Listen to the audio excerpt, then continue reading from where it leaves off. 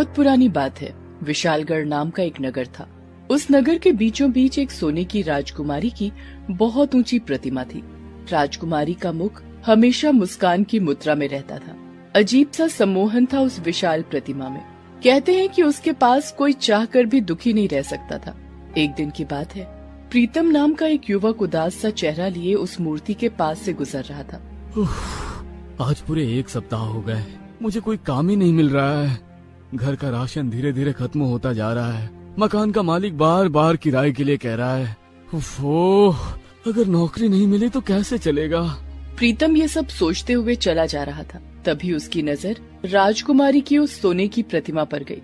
जैसे ही उसने उसका मुस्कुराता हुआ चेहरा देखा, वो मंत्रमुग्ध सा होकर उसकी ओर देखने लगा। कुछ समय पहले उसके चेहरे पर न जाने कितनी परेशानी की लकीरें थी, लेकिन उस राजकुमारी की मूर्ति पर दृष्टि जाते ही उसकी सारी चिंता छूमंतर हो गई। वाह, कितनी सौम्य और कितनी सुंदर मूर्ति है ये। इसकी मुस्कान में तो लगता है कि कोई जादू है, ऐसा जादू जिसमें बंधकर हर कोई रहना चाहे। सिर्फ प्रीतम ही नहीं, उस मूर्ति के पास से जो भी गुजरता और उसकी तरफ देखता, वो अपनी सारी चिंता और परेशानी भूल जाता।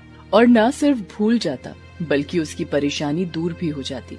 कुछ दिनों पहले की तो बात है, जब इसी रास्ते से एक छोटी सी बच्ची, जिसका नाम पिंकी था, वो अपनी माँ के साथ गुजर रही थी। तभी उसे एक तितली दिखी।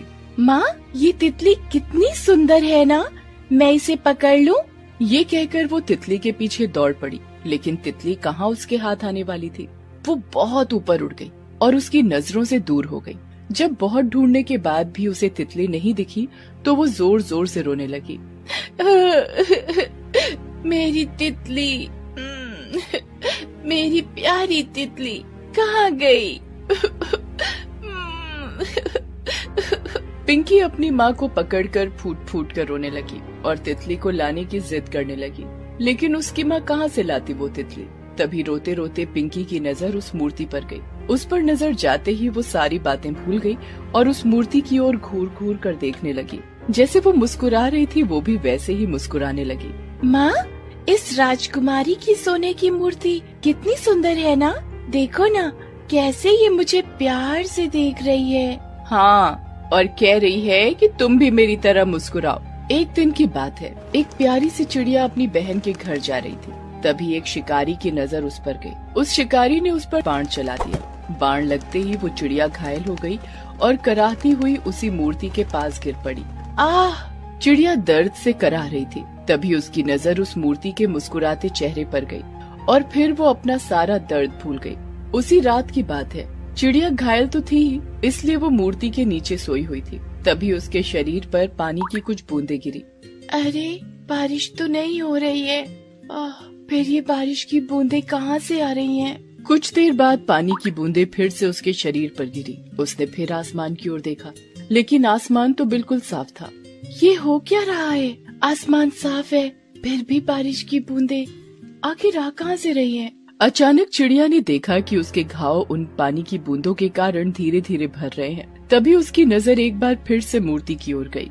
उसने देखा कि वो बूंदें बारिश की नहीं, आंसू की हैं, और वो आंसू उस राजकुमारी की सोने की मूर्ति से निकल रहे हैं। अरे, ये तो आंसू हैं जो इस मूर्ति से निकल रहे हैं, और इसके कारण मेरा तो घाव पूरी तरह भर गया।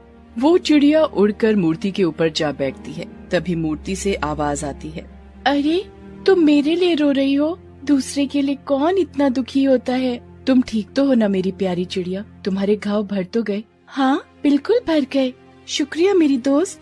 दोस्त भी कहती हो और शुक्रिया भी कहती हो। दोस्त का तो फर्ज होता है ना कि वो अपने दोस्त के सुख और दुख में साथ दे। तुम बातें बहुत अच्छी करती हो।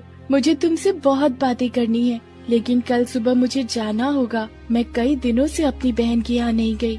मैं वहीं जा रही थी, तभी उस शिकारी ने मुझे बाण मार दिया। दोनों ने खूब बातें की। फिर चिड़िया मूर्ति के नीचे सो गई। लेकिन रात के 2 बजे फिर से चिड़िया के ऊपर आंसू की बूंदें गिरने लगी, जिससे उसकी नींद खुल गई। उन आंसुओं को देख चिड़िया उड़कर फिर से मूर्ति के ऊपर बैठ गई और उससे बातें करने लगी। अब तो मैं ठीक हूँ, फिर तुम क्यों रो रही हो? मेरी दोस्त, तुम मेरा एक काम कर दो ना। इस नगर में बाईं ओर जहाँ एक पीपल का पेड़ है, वहाँ एक औरत के पति की अकाल मौत कुछ दिनों पहले हो गई थी। उस बेचारी के पास कुछ भी खाने को नहीं है। उसके 3-3 बच्चे भूख से तड़प रहे हैं। तुम मेरी एक आंख निकाल कर उसके यहाँ रख आओ ना। वो उसे बेचकर अनाज खरीद सकती है। चिड़िया ने अपनी दोस्त राजकुमारी की बात सुनी और उसकी एक आंख निकालकर उस औरत के घर रखाई और फिर वो मूर्ति के पास लौट गई। उस विधवा औरत की नजर जब उस आंख पर पड़ी तो अरे ये यहाँ कौन रख गया? ये तो बहुत कीमती लग रहा है।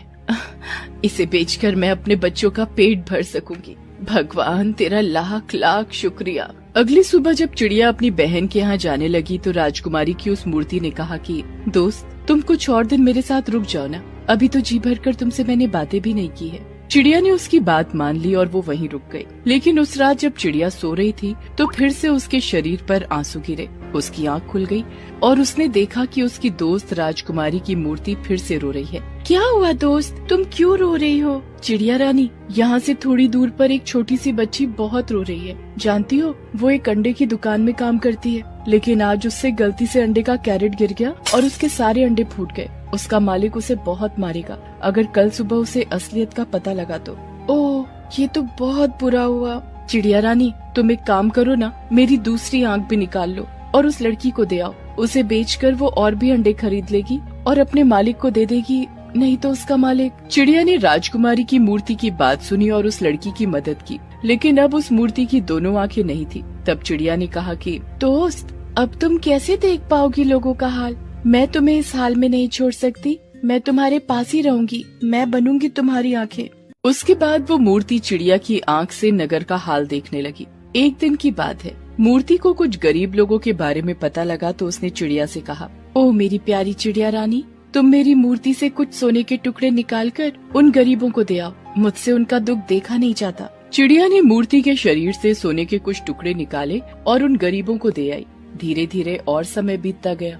राजकुमारी ने नगर के लोगों की मदद के लिए अपनी मूर्ति के सारे सोने धीरे धीरे करके दे दिए। अब वो बिल्कुल मामूली हो गई थी। उन दिनों जाड़े का मौसम आ गया था, हर ओर बर्फबारी हो रही थी। एक दिन चिड़िया को अपनी बहन की बहुत याद आई और उसने राजकुमारी की मूर्ति से कहा, मेरी दोस्त काफी दिन हो गए, मुझे अपनी बहन की बहुत याद आ रही है, मुझे उसके पास जाना होगा। क्या तुम जाना चाहती हो दोस्त? बहुत दिन हो गए ना तुम्हें मेरे पास। अब मुझे तुम्हारी आदत हो गई है, लेकिन मैं अब तुम्हें नहीं रोकूंगी। तुम जाओ मेरी दोस्त, लेकिन एक बार मुझसे लिपट कर जाओ।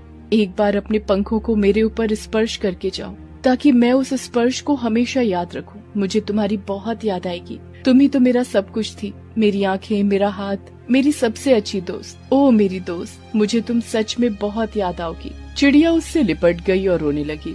उस दिन बहुत ठंड थी, चाहकर भी चिड़िया के पंख काम नहीं कर रहे थे। उसने अपनी दोस्त से कहा, दोस्त लगता है मैं अब नहीं जा पाऊंगी, मेरे पंख काम नहीं कर रहे हैं, देखो ना मैं उड़ नहीं पा रही हूँ। उस कड़कड़ाती सर्दी में चिड़िया की मौत हो गई। अगले दिन जब कुछ लोग उधर से गुजरे तो उन्होंने उस मूर्ति और मरी हुई चिड़िया को देखा। अरे कितनी बदसूरत मूर्ति है ये, कितनी भयानक लग रही है, और इसके नीचे ये मरी हुई चिड़िया जरूर कोई अपशगुन का संकेत दे रही है। भाइयों, हमें इस मूर्ति को और इस चिड़िया को यहाँ से हटाना होगा। उन लोगों ने उस मूर्ति को गिरा दिया और उसे शहर के बाहर फेंक आए। उस रात जब ईश्वर स्वयं धरती पर भ्रमण कर रहे थे तो उन्हें वो मूर्ति और वो चिड़िया दिखी। उन्होंने आंखें बंद कर उनकी कहानी जान ली। मनुष्य कितना स्वार्थी है। इन दोनों ने इनसे इतना प्रेम किया, लेकिन इंसानों ने उनके लिए क्या किया। इन दोनों का प्रेम देखकर तो किसी की भी आंखें नम हो जाएगी, लेकिन इनके प्रेम के बदले इन्हें क्या मिला? लेकिन इनका प्रेम अब अमर रहेगा। राजकुमारी की ये मूर्ति और ये चिड़िया अब हमारे साथ स्वर्ग में सदा सदा के लिए रहेंगे, और इनका प्यार धीरे धीरे कर पूरे संसार के लोग जानेंगे और उन्हें अपने किए पर पश्चाताप होगा। ईश्वर उन दोनों को अपने साथ ले गए। अब वे उन्हीं के साथ स्वर्ग में रहते हैं। धीरे धीरे धरती के लोगों तक भी उनके प्यार और त्याग की कहानी पता लगी तो उन्हें बहुत अफसोस हुआ। लेकिन अब अफसोस करने से क्या लाभ? दोस्तों, ईश्वर की बनाई ये दुनिया बहुत खूबसूरत है। यहाँ स्वार्थ के लिए नहीं जिए, परमार्थ के लिए जिए, दूसरों के लिए जिए, दूसरों की मदद करें, जितना संभव हो उतना करें।